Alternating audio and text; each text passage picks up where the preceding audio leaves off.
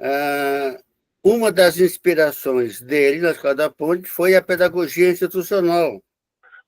Fernando Urri e Aida Vasquez. Isso é uma história muito interessante, um material que eu descobri no meu doutorado, como rato de livraria.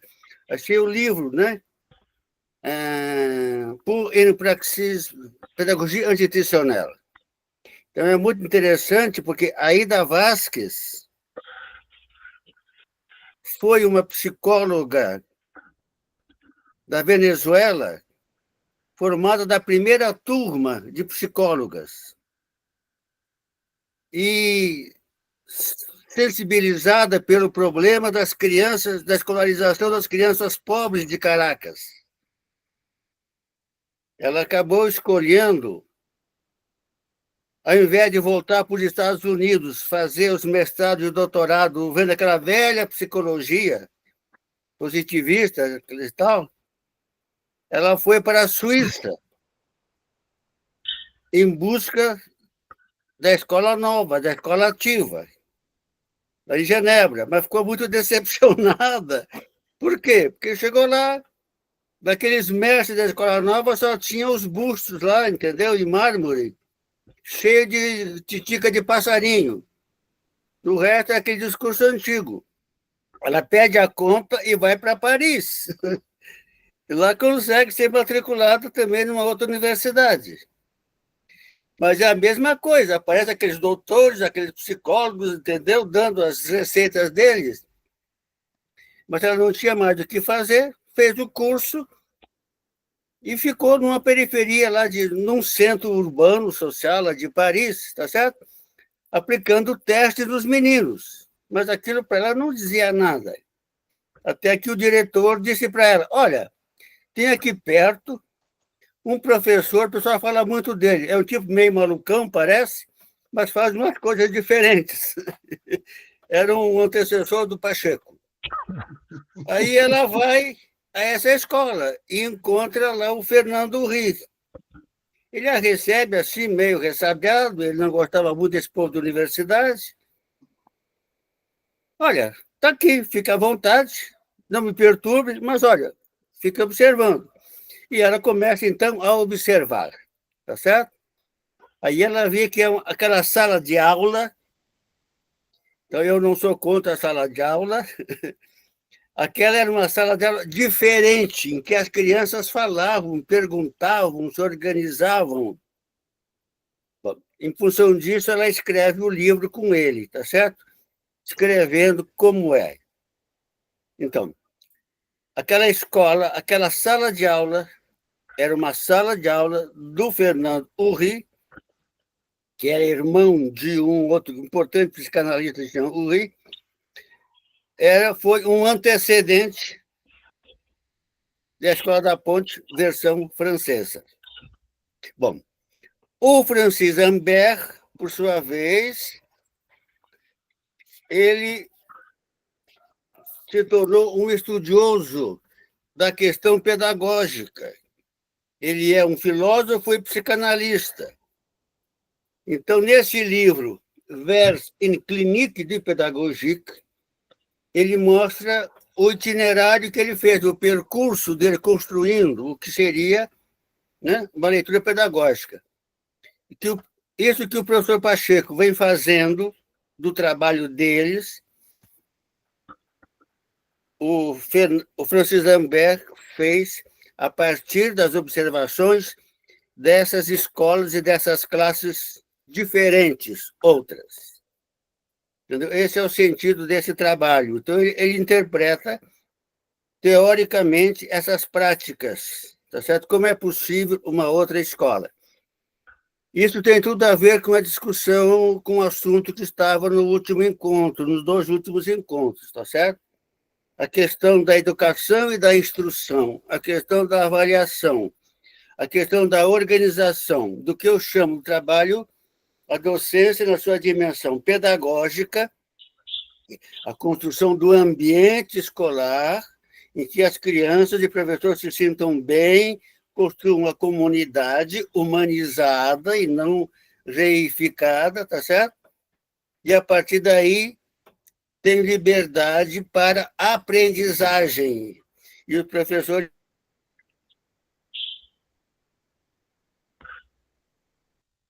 desse trabalho.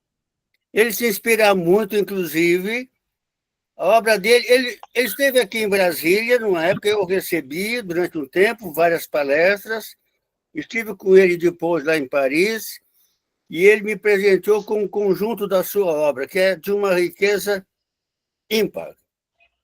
E eu tenho traduzido muito isso, e posso colocar à disposição do grupo, entendeu? Se assim entenderem.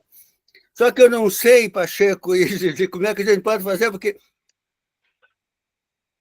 não posso deixar público exposto, entendeu? Eu acho que tem que ser enviado individualmente às pessoas, às colegas interessadas, para evitar problemas de direitos autorais, entendeu? Eu faço isso como eu fazia com os meus alunos nas minhas aulas. Obrigado. Agradecida, Rogério, com certeza. Só a gente, estamos em contato, a gente pode organizar, tá bom? Amigo Zé? Eu estava a escutar o Rogério. Aliás, eu agradeço-lhe o documento que ele hoje me enviou, ontem. Eu leio com muita atenção e não só. Acho que é uma produção escrita de grande valor, mesmo para quem não esteja ligado diretamente à educação. Estou de acordo contigo. Eu também não estou contra a sala de aula. É na sala de aula que se vai começar a mudança. Portanto, para mim, a sala de aula é um dispositivo de mudança. Não é um dispositivo para manter. Muitas vezes eu fui à Périphérique de Paris para visitar o bairro onde Fernand trabalhava. Isto, princípio da década de 70. Né? Já lá vai tanto tempo. Porque eu tinha estado com discípulos de Freinet, também em Paris.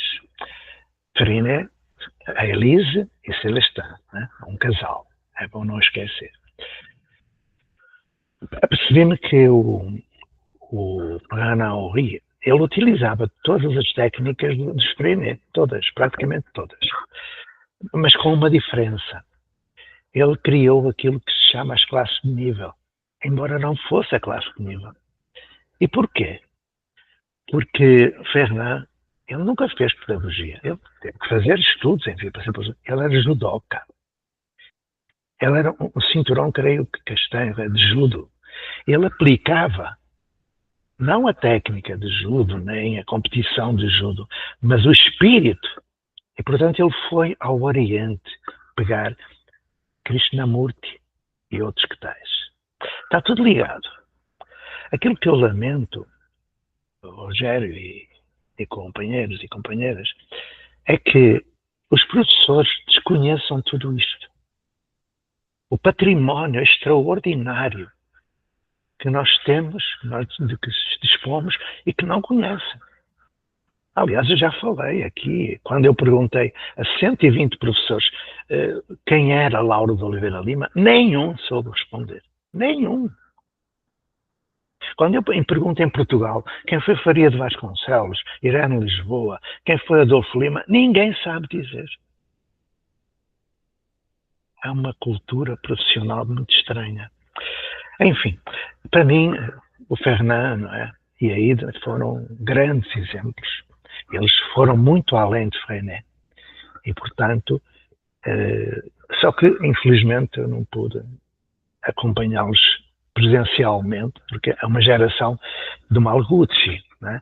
É contemporânea da mudança que ele fez em Reggio Emilia. É a década de 60, né? 50, 60, e a ponte é da década de 70, portanto é posterior. Porquê é que eu estou a falar de tudo isto? É bom recuperar memórias. E eu te aconselho, até também para escapar um pouco ao aproveitamento que certos teoricistas fazem. Né? Tu não és um teoricista, és um teórico, que é excelente. Eu não sou puxa-saco, atenção. Eu distingo o teórico do teoricista. É bom que tu leves tudo isso para o círculo onde se vai discutir com o nosso amigo Léo e outros as questões da sustentabilidade científica dos projetos. Porque é preciso. É preciso mostrar que os projetos que estamos a desenvolver têm um fundamento científico. É isso. Portanto, quando perguntei se havia belezura, é porque eu tenho estado a ler um livrinho, que é este, vou mostrar. Este livrinho é da autoria do meu amigo Alfredo Cunhal Sendim, Freixo do Meio, onde vai acontecer em Portugal a primeira comunidade de aprendizagem de raiz. Não vai passar por sala de aula, nem turma, nem nada. É um outro caminho. E já existe lá uma escola, que não é um prédio, e que se chama Agostinho da Silva. E já existe a casa de professor, que não é professor, que é a minha casa, em que a chave está sempre de fora. E eu tomo a liberdade de desocupar um minuto com 3 quadros de Agostinho da Silva, com que ele acaba o livro que eu estou a ler. Então o Agostinho diz: se eu chegar a ser de um outro, mas de mim não me perdendo, e esse outro, todos os outros que comigo estão vivendo, não só homens, mas também os animais, as plantas, os minerais a usares e as estrelas, tais e tantas, terei de certo cumprido meu destino, e com que sorte, para gozar de uma vida já ressurreita da morte. Agostinho da Silva recomenda talvez o maior dos filósofos portugueses do século XX, para além de outros, não é? Mas que esteve ligado à educação em 25 anos no Brasil. Ele criou a primeira comunidade de aprendizagem do mundo, mas que já não existe sequer vestígios em Itatiaia, Rio de Janeiro. Vai sair no próximo ano, talvez já este ano, um documentário sobre Agostinho da Silva, produzido pela minha amiga Lia, que é neta do Agostinho da Silva. Eu estive com ela em Portugal, colhendo imagens, e agora vou estar com ela no Brasil. Tudo está acontecendo e tudo está sendo passado para um coletivo. Não sei se têm lido as minhas cartinhas, elas agora estão a ser ainda mais incisivas, porque estão a tratar de estudos de caso. Comecei pela Escola da Ponte, e já lá vão meia dúzia de cartas, eu penso que vão ser umas 30 cartas no total, até ao fim do mês, talvez. E espero que o Círculo das Ciências da Educação possa colher algumas pistas de estudo. Parou. Muito obrigado pela paciência que tiveram.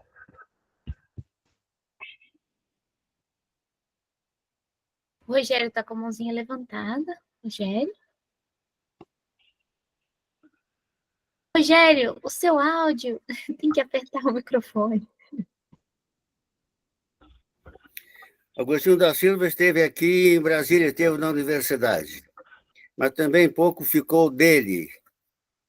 Houve o CIEM, o Centro Integrado de Ensino Médio, que foi uma revolução, mas também depois que chegaram os militares, aquilo tudo fechou, então não ficou. Mas o que me preocupa, o que me chama a atenção, Pacheco, Zizi e colegas, eu acho as análises do Francis Lambert são muito interessantes, nos diferentes capítulos, onde ele analisa a questão do tempo, a questão da temporalidade, a questão da instituição. Isso que se coloca, ninguém conhece ninguém, bom, isso é muito sério. E aí a minha leitura mais profunda, filosófica, é de Castoriadis e do próprio Edgar Morin. Veja, a sociedade humana se estabeleceu assimetricamente, desde os primatas. Então, o Morin chama atenção para isso. A instituição é muito profunda. A democracia não é a regra, é a exceção mesmo nos tempos modernos. Então, ela foi uma criação grega, que depois ficou desaparecida durante séculos pelo cristianismo, aparece na modernidade e está tentando se estabelecer. Nós não vivemos de sociedades democráticas, vivemos de sociedade onde há algumas manifestações democráticas ou liberais permitidas pelo estabelecimento. Então, isso é muito forte. E nós mesmos somos autoritários. Quando eu fico lembrando da minha prática, como eu comecei como professor, tá certo? A gente repete aquilo que vem, aquele modelo. E então, aí me preocupa dizer, qual é a estratégia? Bom, a estratégia é alimentar esses pequenos focos que alimentem a contradição interna do sistema, entendeu? Então, eu imagino que um grupo como o nosso seja um grupo em que as pessoas estejam tentando fazer o novo, vão contando o que é que estão fazendo, as dificuldades, e a gente vai discutindo em um ambiente de apoio mútuo, recíproco. Porque o Fernando Rie dizia, olha, as crianças aceitam espetacularmente. Os pais, quando veem o resultado, também. O grande problema são os colegas professores, que se sentem ameaçados no seu poder, né? Na sua figura de mestre. Entende? Então, é preciso dar força e suporte teórico, prático, metodológico. Por isso que os relatos como da Escola da Ponte são fundamentais. Bom, nós fizemos assim, por onde começar, né? Bom, há várias maneiras por onde começar. Começar sozinho, começar em grupo, em 2, em 3, em 4, entende? Começar como der e a gente manter reforçando, estimulando a contradição, que é o grande caminho realmente de ir contaminando na medida do possível. Nós não vamos salvar a educação. Esse modelo que a gente está aí, vem dos jesuítas e está em comênio, essa reificação. É a didacografia do capítulo 32 da Didática Magna. É muito interessante como Francis Lambert resgata uma leitura de Rousseau, do Emílio, entendeu? Como é que ele pensou isso, né? E depois eu tenho já um livro traduzido também, que vou colocar à disposição de vocês, nesse mesmo esquema, de ver como é que pode distribuir, do Michel Suetard, sobre o que é pedagogia. É uma análise que ele faz da obra de Pestalozzi, a grande figura que foi o Pestalozzi, entendeu? As várias tentativas dele, entendeu? Que é o precursor mais longínquo do Pacheco, o Pestalozzi, exatamente há 200 anos. Entende? Bom, e aí, então, a gente não vai salvar a escola, não vai salvar o mundo, mas, enfim, como é que a gente pode se inserir de uma maneira positiva, construtiva, nesse movimento de mudança da sociedade a partir da escola, que é o nosso lugar de inserção. Obrigado. Eu vou abusar um pouquinho, muito pouquinho. E depois continuaremos este diálogo mais alargado. Primeiro, para dizer que desta vez nós não vamos tentar fazer, nós vamos fazer. É uma grande diferença. Segundo, não acompanharei alguém que queira sozinho fazer. Sozinho não vale a pena, é suicídio pedagógico. E terceiro, falaste de Pestalozzi, então, agora de Agostinho da Silva e de Brasília. O Agostinho foi um homem muito importante na década de 50 e 60. Inclusivamente, em 66, 67, ele faz, antes de partir para Portugal, ele faz na UNB um grande discurso sobre a situação da universidade. Eu tenho esse documento, é extraordinário. Ele diz que Portugal desembarcou na África, na Ásia, na América, só falta Portugal desembarcar em Portugal. E isso vai acontecer. Mas o que vai desembarcar em Portugal é a boa educação que está a nascer no Sul, no Brasil. Vai ser levada para Portugal. Portanto, a devolução, para que não haja, enfim. aquilo que aconteceu nestes 500 anos.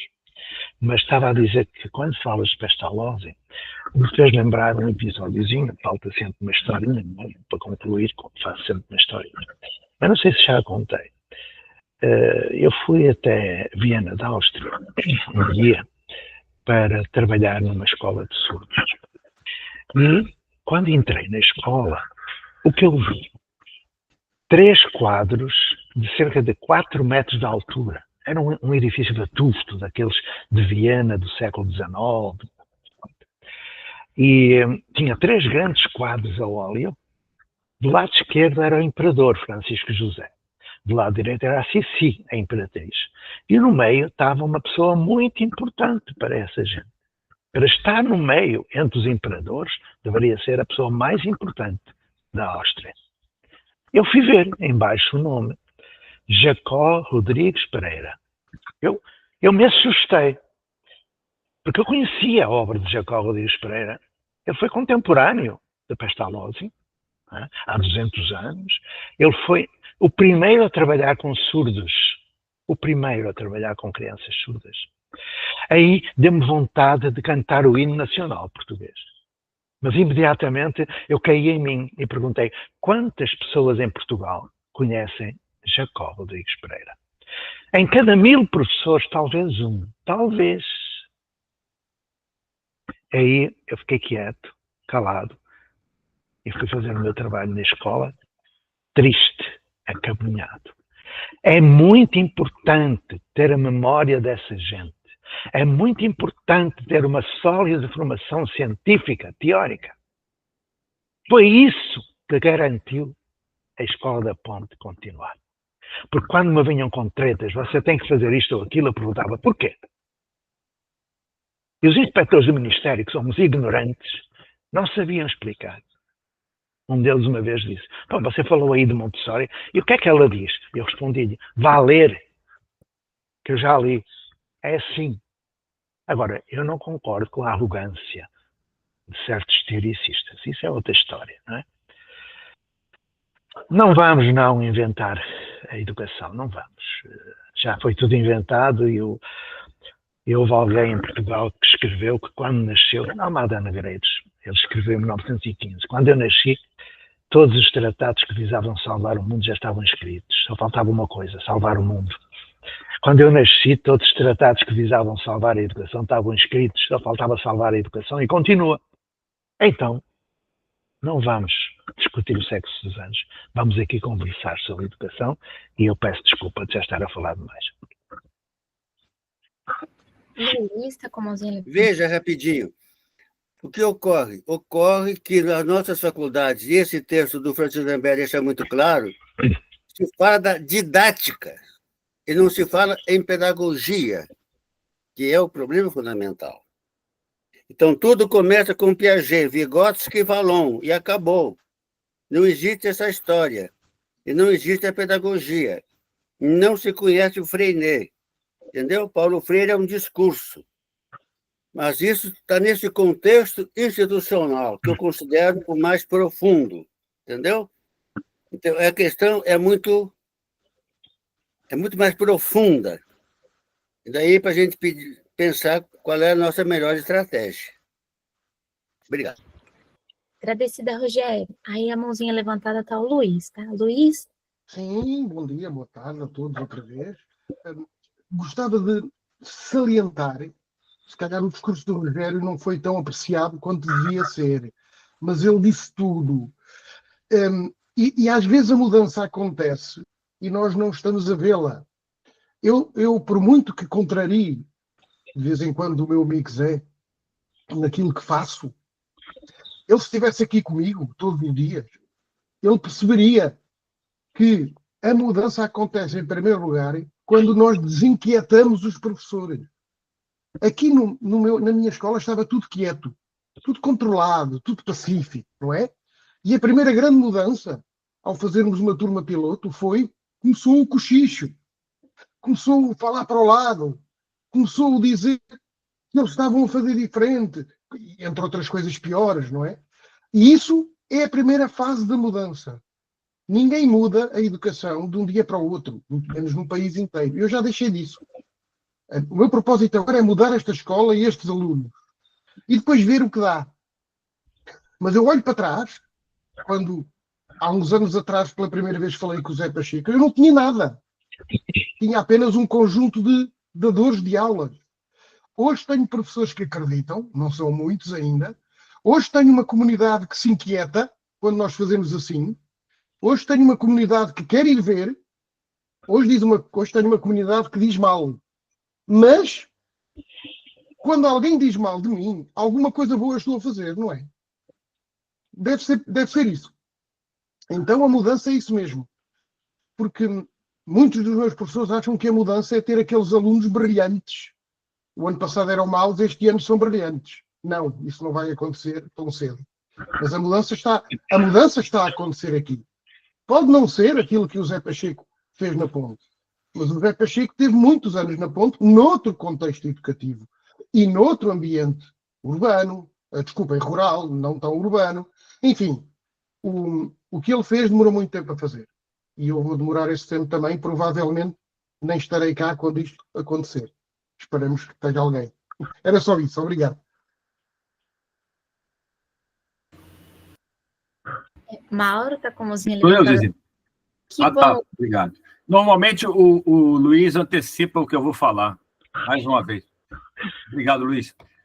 Rogério, eu gostei muito do seu relato. Não consegui anotar o nome dessa pessoa, dessa professora, pelo que entendi, da Colômbia, foi a Portugal, e de Portugal foi a França, e na França ainda achou uma escola, né? Achou uma pessoa. Então, ela é uma personagem dona da sua inquietude, né?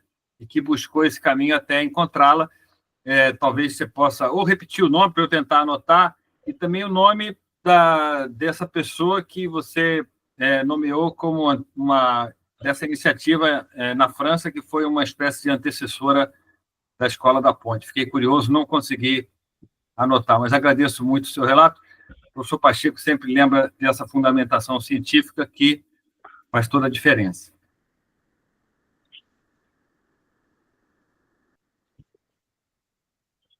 Rogério, se você estiver tentando falar, tem que abrir o microfone. Senão a gente não... Eu peço a vocês que deem o endereço eletrônico a Zizi, ou a mim, se quiserem, tá certo? Para eu poder mandar esses textos, tá certo? Disponibilizar, que é a maneira que eu posso contribuir com o grupo, entendeu? Eu acho que é uma contribuição muito rica, tá certo? Que é isso. A pessoa era da Venezuela, de Caracas, Aida Vasquez, uma psicóloga, entendeu? E aí que ela vai acabar em Paris e descobrindo o antecessor do Pacheco, que é Fernando Henry, tá certo? Que foi um inspirador, tá certo? Obrigado. Rogério, já troquei a Colômbia pela Venezuela, né? Nada mais diferente, ainda mais hoje em dia. E Fernando Henry. Queria também mencionar a fala do Luiz sobre essa perspectiva da realidade próxima, né? Eu fico muito feliz, Luiz, com o seu relato, dessa atenção àquilo que é possível e dessa construção em torno da inquietude e da acomodação coletiva, né? Dessa busca, né? Que a inquietude de alguns demanda soluções, e essas soluções são construídas na prática. Estamos com muita vontade de estar com você e assistir, né? Presenciar, testemunhar e participar, como possível, desse movimento. Obrigado. Não te lembro, não. Só queria, Luiz, te falar que, assim, desse desafio tão grande que é proporcionar essa inquietação, né? E que, para mim, isso aí é uma pedra de ouro, você conseguir tirar as pessoas da sua posição de conforto e fazer com que elas reolhem as suas histórias. Então, que bacana que você assumiu esse desafio e entendeu que esse seria o primeiro grande passo a ser dado. Muito maneiro, muito bacana. Há uns 40 anos, mais ou menos, desculpa lá a formação humanizada, são pormenorzinho. Uns 40, foi por volta de 1980 e pouco. Me pediram para comentar uma intervenção lá do senhor. Eu respondi. Perguntaram o que é preciso, afinal. E eu respondi. O que é preciso é incomodar os acomodados. Isto foi em Lisboa, lembro muito bem. E a seguir perguntaram-me mais ou menos isto. A minha memória começa a falhar. Mas então, um professor tem que ser um missionário? E eu respondi, não tem de ser missionário, mas também não tem de ser demissionário. Eu gostava muito de jogar com jogos de palavras e eles calaram-se. É preciso incomodar os acomodados. Eu detesto os missionários e os demissionários. Há um corporativismo novo, sobretudo a partir dos sindicatos, que é uma coisa que me custa muito, porque eu sou sindicalista. Eu pago a minha cota mensal. É este neocorporativismo, né? Coitadinhos professores, não estão preparados, são aquele discurso da desculpabilização e irrita profundamente. Eu estou a acabar um livrinho que fala dos obstáculos à mudança. Irei enviar-vos depois. De qualquer modo, agora em janeiro já vai ser lançado um livro que o João Condesso faz em Portugal e que o Mauro, já agora fica a novidade, se vai encarregar de fazer no Brasil, mas ele já vai ser anunciado, embora não possa ser publicado, e chama-se Por que não há mais escolas da Ponte? É uma pergunta parva, não é? Como eu costumo dizer, que eu respondo logo no princípio do livro. Mas o outro é a inovação mata a inovação, em que eu descrevo todos os riscos da mudança. E o terceiro vai falar dos obstáculos. E, como foi dito há bocadinho, um dos maiores é exatamente o professor não incomodado. É o professor corrompido pela corrupção moral. É o professor formado nos cursos com as didáticas na ausência da pedagogia. É isso. É uma tristeza, mas é isto que se passa na universidade. E pronto.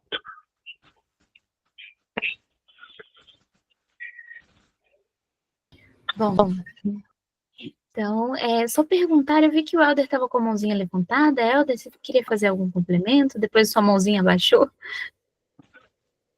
Eu gostaria só de agradecer, estar aqui nesse momento de aprendizado e para que da minha parte no Colégio de Aplicação na Universidade Federal de Minas Gerais, sou pedagógico, eu tenho desenvolvido um trabalho com um grupo, né, e percebido isso de que escola não são prédios, escolas são pessoas, né, e as pessoas são seus valores, mas que seus projetos precisam ser reinventados, né.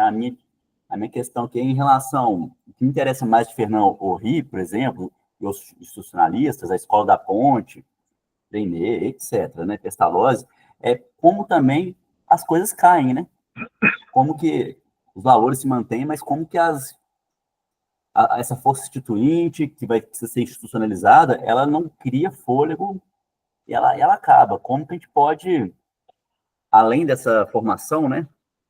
Essa formação teórica, prática, que é necessária para a gente robusteça aqui entre nós e comunique isso também para fora, né? O que mais podemos fazer aqui? Para que esse trabalho maravilhoso está sendo mencionado aí, por exemplo, pelo Luiz, que o Bruno também tem desenvolvido, que a Zizi e outros tantos aqui estão, e eu vou parar de falar, porque senão eu não consigo terminar minha fala. O que a gente pode fazer para robustecer esse trabalho? Será que, a minha pergunta é, será que se a gente pensasse numa escola só, não quero ser como o Salman Khan, não, que ele ficou um pouco teorético, talvez teoricista não, mas teorético, quando ele fala uma escola, um mundo, será que seria um dispositivo interessante também pensarmos, já que a escola são os valores, são pessoas, os valores, pensarmos numa escola só? Enfim.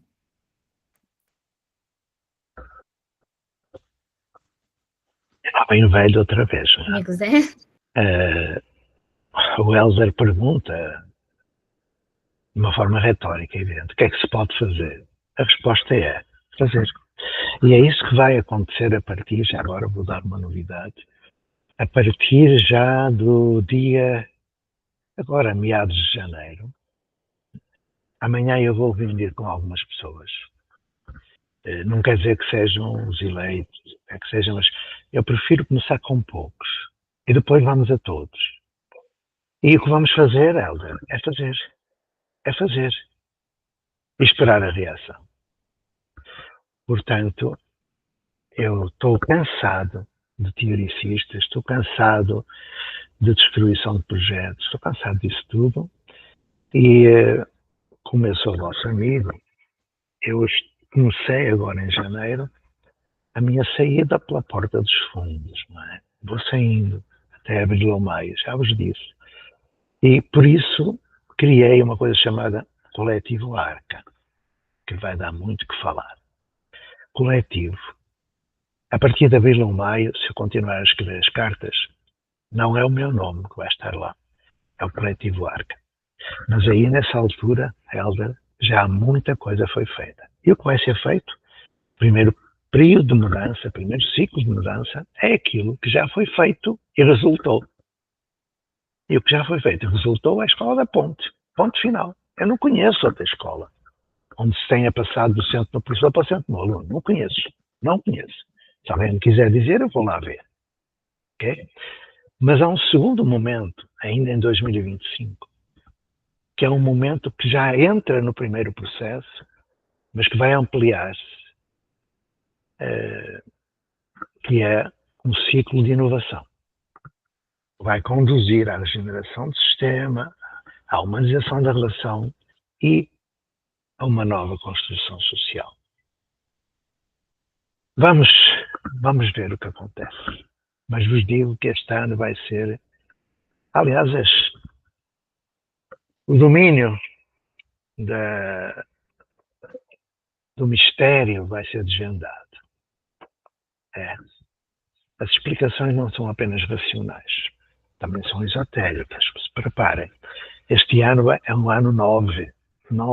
Ao término, não é? Quem estuda Enneagrama, essas coisas todas, percebe o que eu estou a dizer. O ano 9 é um ano em que tudo se concretiza. É chegado o tempo.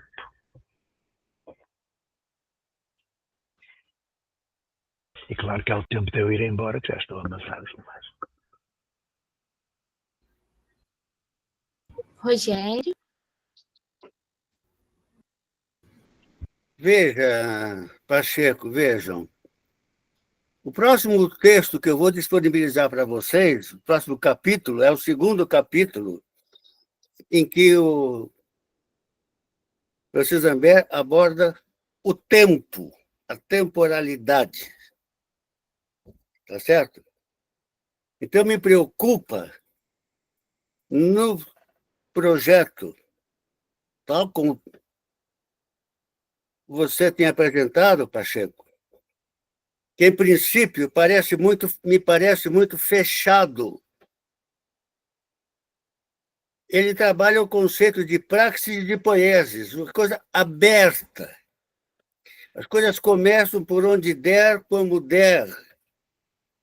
E eu gosto muito, infelizmente não consegui me entrosar aqui em Brasília com o movimento Freinet, mas o Instituto Cooperativo da Escola Moderna, né? Então, nós podemos, entre nós, formar um grupo e vamos discutindo e trocando ideias. Pode ser um, pode ser dois, pode ser três, pode ser uma escola.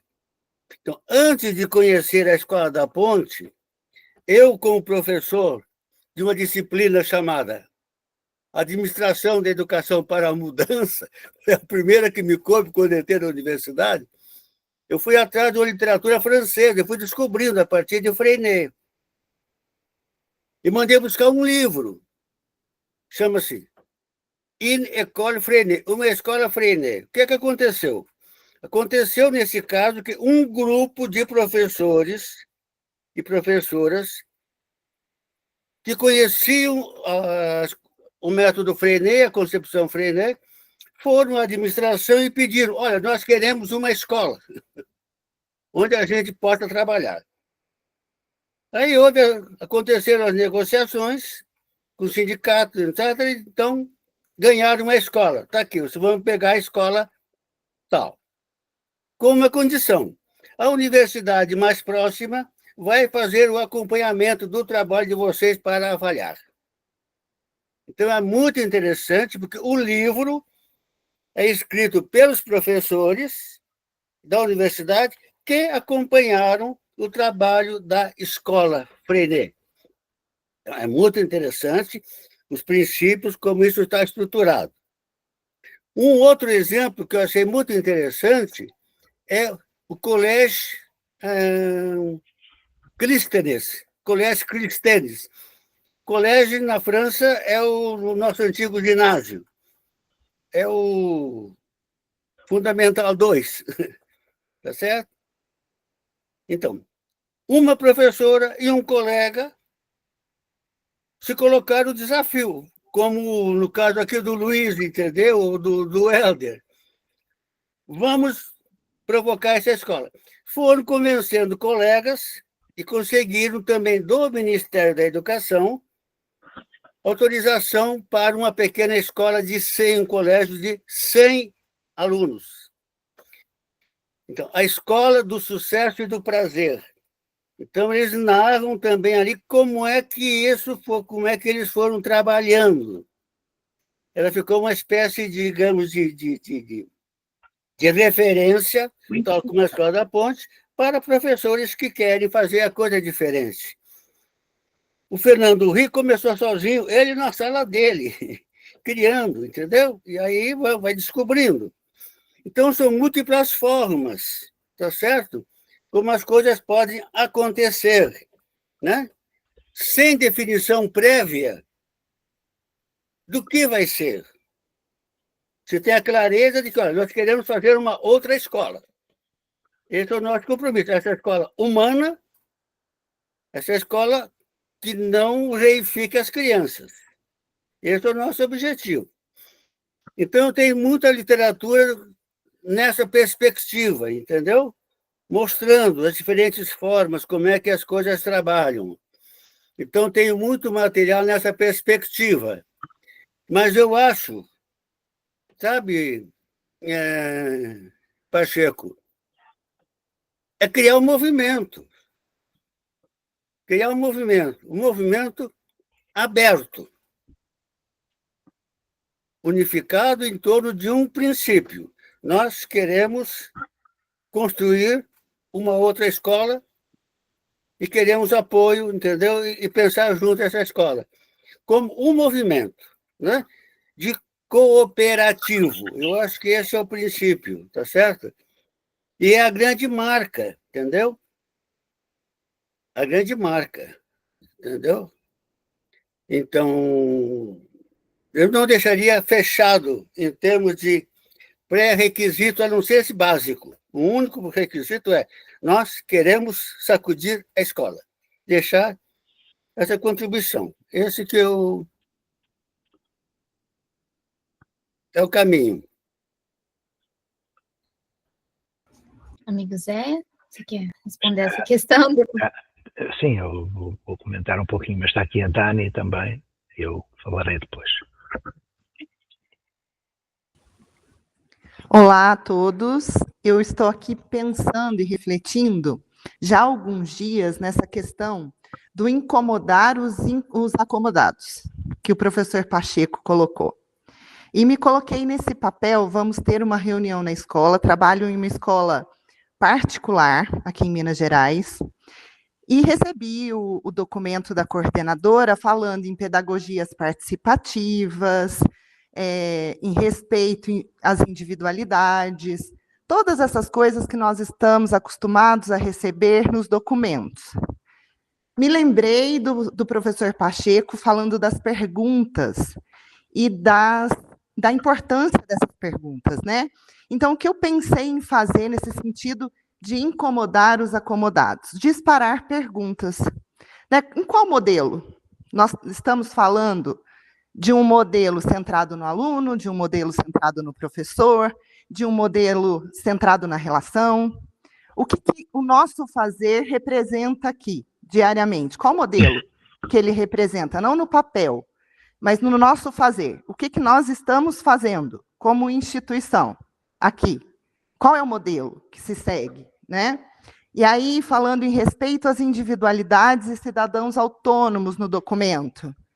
Nesse modelo, sala de aula, apostilado, como? De que maneira?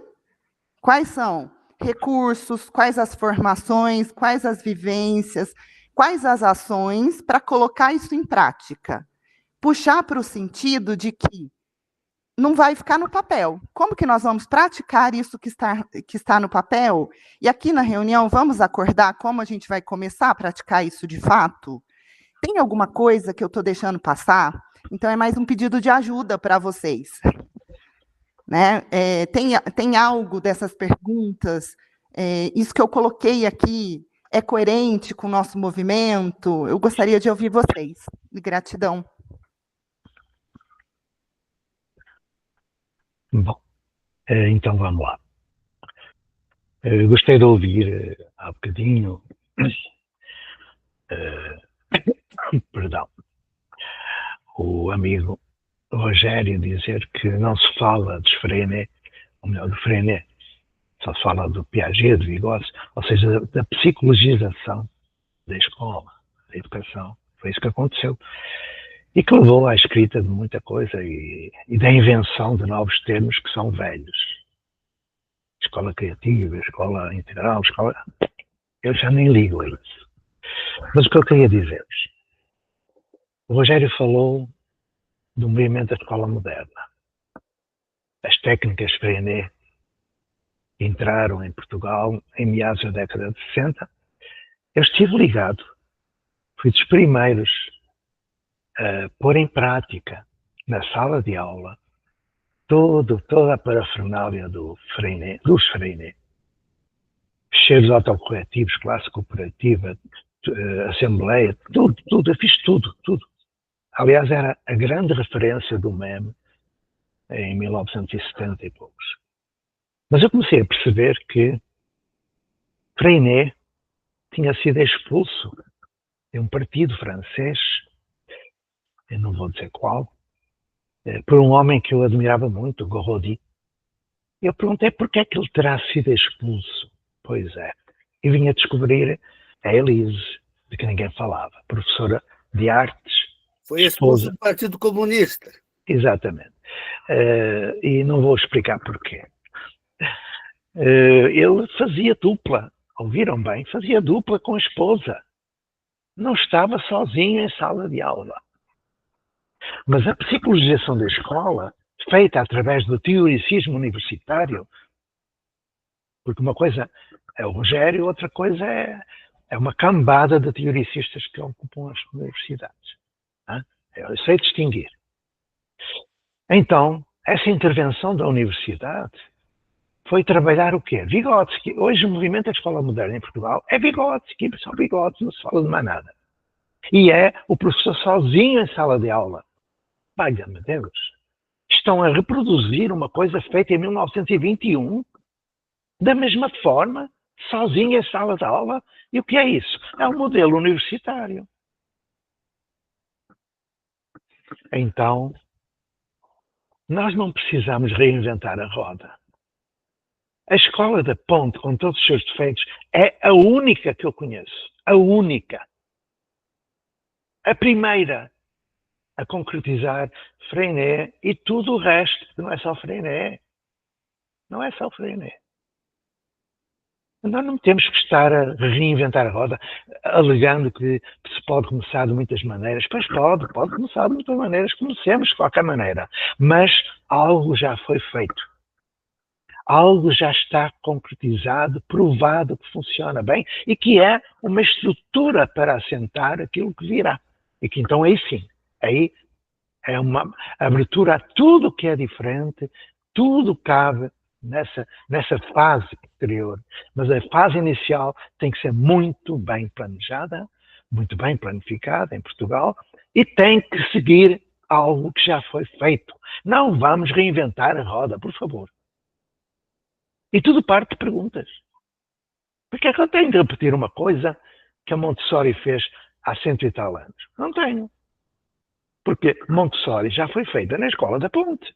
Pronto. a ponte incomoda muito, porque ela é uma ponte, é uma passagem, né? Diria uma canção portuguesa, uma passagem para a outra margem. Então façamos essa passagem e eu saio desta porra toda.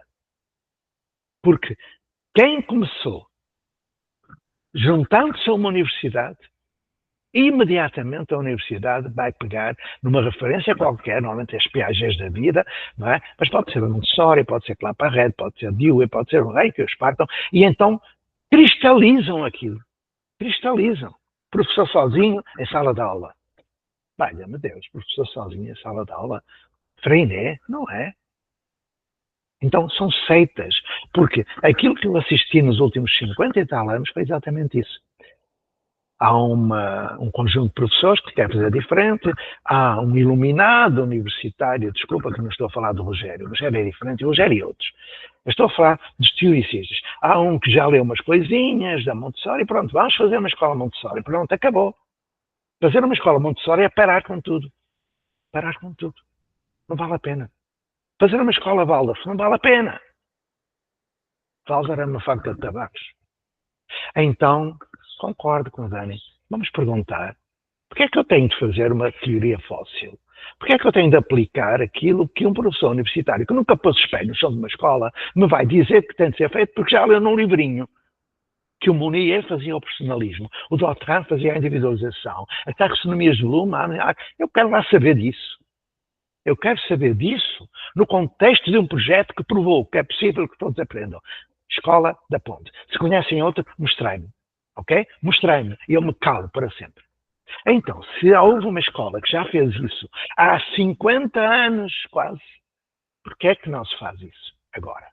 E depois, tendo como suporte essa ponte, então aí alarguemos para todo lugar, trabalhando aquilo que é contemporâneo. Porque estar a repetir coisas que foram feitas há 100 e tal anos, não vale a pena. Não vale a pena. É preciso pegar nos Freinés, da vida, dos Piaget, tudo isso, e concretizá-las. Ok, isso já foi feito. Isso já foi feito. Não vamos reinventar a roda, por favor. Se quiserem ir para outros espaços, vão cair nas mãos das seitas pedagógicas ou vão desaparecer em pouco tempo. Isso eu sei. Por isso é que eu estou a escrever o livro sobre os obstáculos e sobre as possibilidades de os ultrapassar. E perdoai este meu tom, porque quando eu começo a falar disto eu não consigo falar tom. Eu não tenho desculpa nenhuma. Peço desculpa. Veja. A minha resposta a Dani, foi? Dani?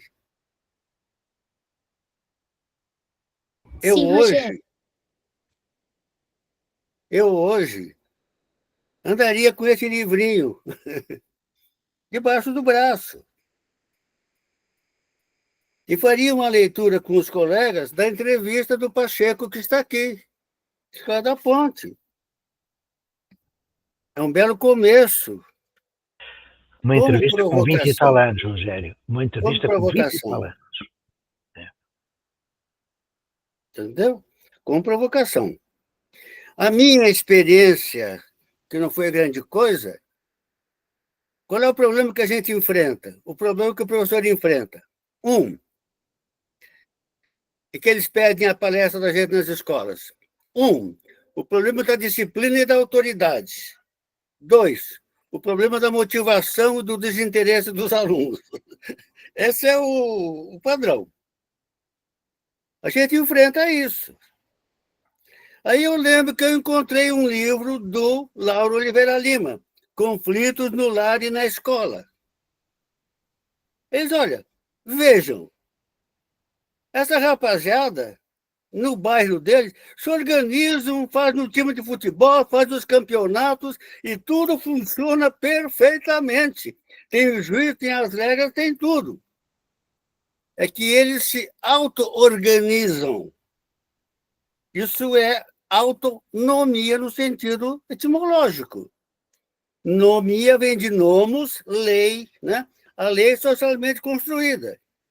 Então, nós construímos as nossas leis. Então, neste grupo, nós seremos autônomos na medida em que nós formos construindo também as regras do nosso trabalho. Esse é o sentido de autonomia, tá certo? Eu não vou chegar e dizer como é que vai ser. Nós vamos construindo a nossa maneira. E quando eu comecei a fazer, na turma, e nas turmas onde eu trabalhava, eu comecei a discutir isso. E é muito interessante como os adolescentes são extremamente rigorosos. A gente até quer dizer, gente, não é assim, não precisa exagerar. Então, nós não sabemos tirar partido, tá certo? Dessa capacidade que os meninos têm.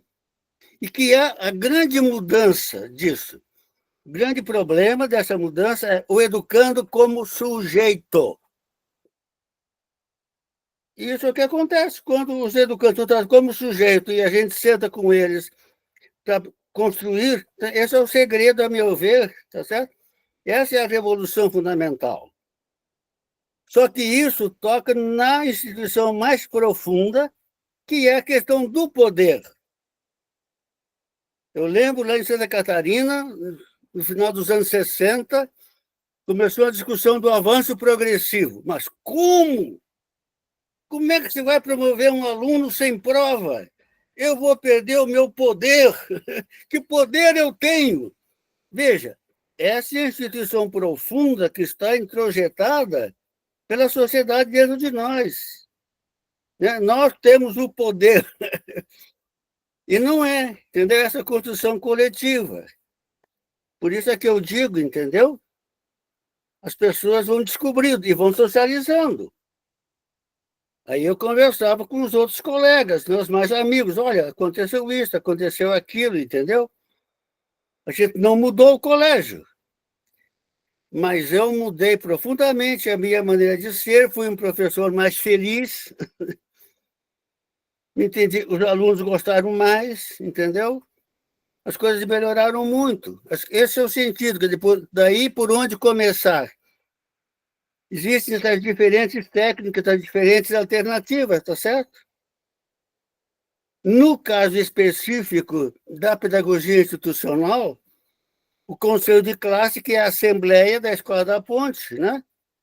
Faça uma assembleia dos alunos e ouça os alunos. Não, Ouça, Rogério. deixa os meninos falarem. Rogério. A partir daí, você Conselho de classe não é inaugura um assembleia. processo. Essa é uma possibilidade. Nós estamos aqui com algumas coisas que depois, mais adiante, a gente pode explicitar. Quando o Ministério da Educação de Portugal pegou em algumas coisas da Escola da Ponte, porque na Escola da Ponte os alunos são autónomos, não é preciso inventar a roda outra vez, eles são autónomos, não é preciso ir procurar formas de desenvolver a autonomia que elas já foram feitas. Pode haver outras, mas já estão. O Ministério aproveitou duas coisas da Escola da Ponte e pôs em lei, tutoria e assembleia. O que é que a escola entendeu? Assembleia de turma. Não é assembleia de turma, é assembleia de escola. Aí é uma diferença muito grande de concepção. É assembleia de escola, não é assembleia de turma. Muito menos dirigida por um professor e da iniciativa do professor. Há muita coisa que a gente tem que conversar, muito. Porque eu estou plenamente de acordo com tudo aquilo que o Rogério falou até agora e falará, porque estamos na mesma onda. A questão é outra. A questão é outra. Então, este espaço é um espaço de debate. Eu adoro escutar, falo demasiado, e nós teremos de pensar bem.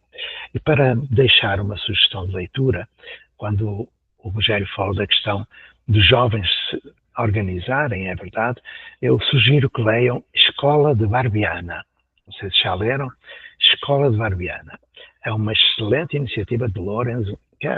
Vão ler. Escola de Barbiana. Deve estar na internet, portanto é só procurar. Bom, com licença, só para organizarmos, né, que nosso tempo já encerrou por hoje, mas eu vi que o Helder está com a mãozinha levantada. Vocês gostariam de fechar essa colocação?